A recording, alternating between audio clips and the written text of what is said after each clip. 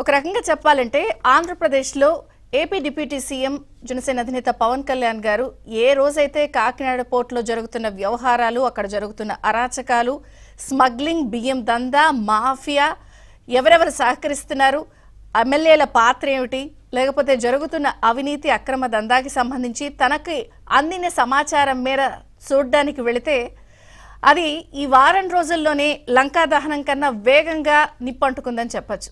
దీనికి కారణం నిన్న జరిగినటువంటి కీలక పరిణామాలే రుజువు.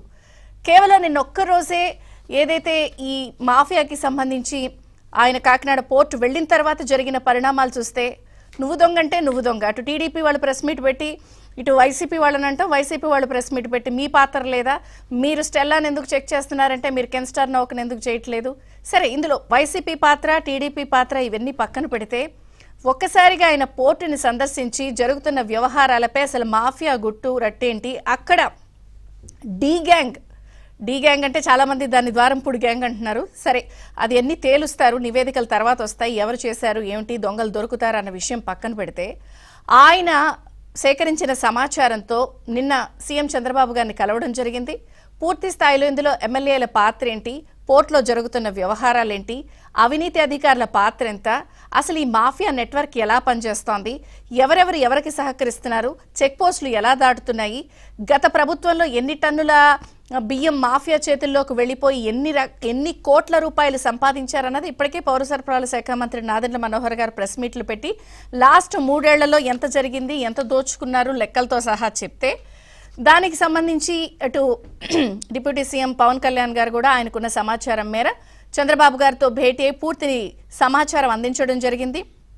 దీని తర్వాత ఇమీడియట్గా డీజీపీ గారిని పిలిపించారు. డీజీపీ గారికి కూడా ఈ వివరాలు అందజేస్తే ఆయన కూడా త్వరలో నివేదిక ఇస్తాను అని అన్నారు. అయితే ఇక్కడ అనేక విషయాలు ఉన్నాయి. కీలకమైన విషయాలు ఏమిటంటే, గత జగన్ ప్రభుత్వ హయాంలో ప్రధానంగా అప్పటి కాకినాడ ఎమ్మెల్యే ద్వారంపూడి చంద్రశేఖర్ సహాయ సహకారాలతో ఇదంతా ఏ స్థాయిలో చెలరేగిపోయింది, ఆ నెట్వర్క్ ఇప్పటికీ ఎలా కొనసాగుతోంది, దీనికి సహకరిస్తున్న అధికారుల పాత్ర అనేది ఇక్కడ చాలా చాలా కీలకంగా ఉంది. ఇక్కడ 2 టాస్క్లు ఉన్నాయి ప్రభుత్వానికి. ఒకటి, నెట్వర్క్ ఎలా పనిచేస్తోంది, నెట్వర్క్లో గత ప్రభుత్వంలో వాళ్ళ పాత్ర ఎలా ఉంది, ఇప్పుడు ఎందుకంటే కొంతమంది ప్రజెంట్ ఎమ్మెల్యేల మీద కూడా ఆరోపణలు వస్తున్న నేపథ్యంలో వాళ్ళు కూడా ఏమన్నా ఉన్నారా, ఇలా నెట్వర్క్లో ఎవరు ఇన్వాల్వ్ అయ్యారు అన్నది ఛేదించడం ఒక పాత్ర. 2, ఈ ఎగుమతిని అడ్డుకోవడం అనేది ఇంకొక పెద్ద టాస్క్. ఎందుకంటే ఎగుమతిని అడ్డుకోవడం ఎందుకు పెద్ద టాస్క్ అంటున్నాం అనంటే, డైరెక్ట్గా ఈ రేషన్ బియ్యాన్ని యాజ్ ఇట్ ఈజ్ దాన్ని అదే బస్తాలు పెట్టేసి అలా పంపించారు. దాన్ని కొంచెం బియ్యంలో వేరే మంచి బియ్యంలో కలుపుతారు. ఆ పర్సంటేజ్ ఆఫ్ రేషన్ బియ్యాన్ని ఎంత కలిపారు అన్నదే తేల్చడం అనేది ఇంకొక పెద్ద టాస్క్. ఎందుకంటే పౌర సరఫరాల శాఖ మంత్రి ఆయన కొన్ని లెక్కలతో చెప్పారు. ఎందుకంటే గత 3 ఏళ్లలో మనం గమనిస్తే 48,000 కోట్ల రూపాయల బియ్యం ఎగుమతి అయింది. అంటే దాదాపుగా 1.3 కోట్ల టన్నుల బియ్యం ఎగుమతి చేసేసారు. కాబట్టి అప్పుడు ఎంత శాతం కలిపారు, ఎందుకంటే ఎగుమతి అయిపోయిన తర్వాత వాటిని మనం పట్టుకోలేం. అయితే ఇక్కడ ప్రభుత్వానికి ఈ నెట్వర్క్ ఛేదించడం, ఎగుమతి అయిపోయిన దాంట్లో ఎవరెవరి పాత్ర ఎలా ఉంది, ఇవన్నీ కనుక్కోవడం, ఇలా చాలా ముఖ్యమైన టాస్కులు ఉన్నాయి. ఇదే కాకుండా ఈ 1000 కోట్ల రేషన్ బియ్యం వ్యవహారంలో కూటమి ముందు కొన్ని అంశాలు ఉన్నాయి. ఏమిటి అంటే, ప్రధానంగా ఇక్కడ మనం చూస్తే ఈ డీ గ్యాంగ్ చేతుల్లోనే దాదాపుగా మిల్లులు ఉన్నాయి.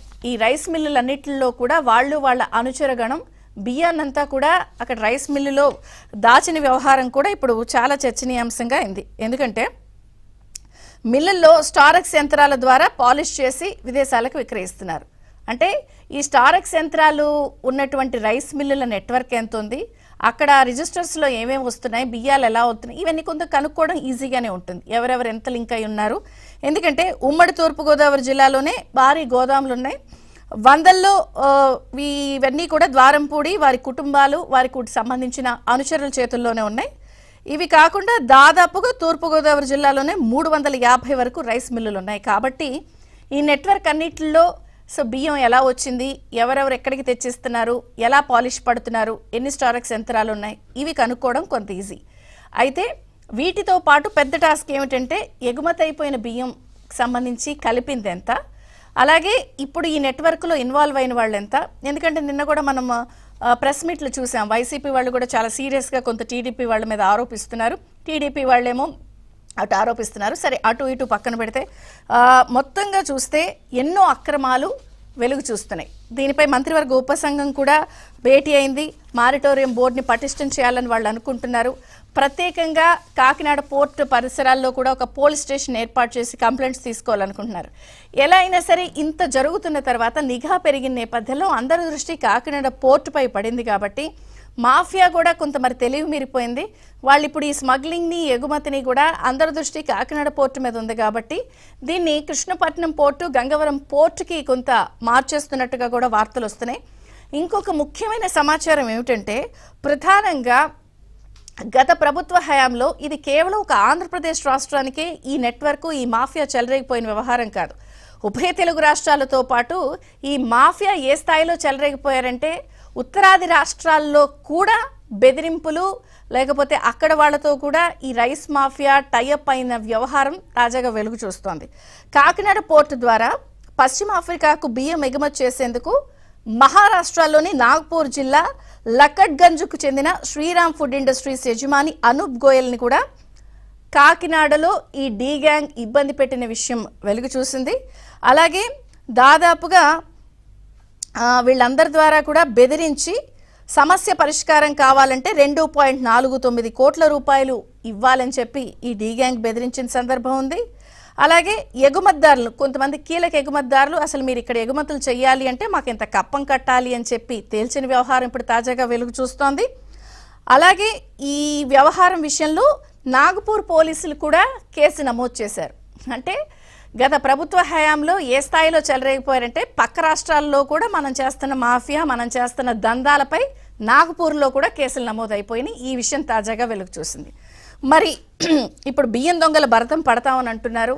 మరి ఇందులో చాలా రకాల అంశాలు ఉన్నాయి. నెట్వర్క్ని ఛేదించడం ఒక అంశం, రైస్ మిల్లుల్లో ఎలా దందా జరుగుతుంది పట్టుకోవడం ఒక అంశం, అలాగే ఈ స్టారెక్స్ యంత్రాలు ఎన్నున్నాయి, ఎవరెవరు తెస్తున్నారు పట్టుకోవడం ఒక అంశం, ఎగుమతి అయిపోయిన అంశాలని, అలాగే ఈ ఎగుమతి అయిపోయిన దాంట్లో ఎంత మేర రేషన్ బియ్యం కలుపుతున్నారు, ఇలా అనేక రకాల ఇబ్బందులు కూడా ఉన్న నేపథ్యంలో మరి ఈరోజు కాసేపట్లో మంత్రివర్గం భేటీ కాబోతోంది.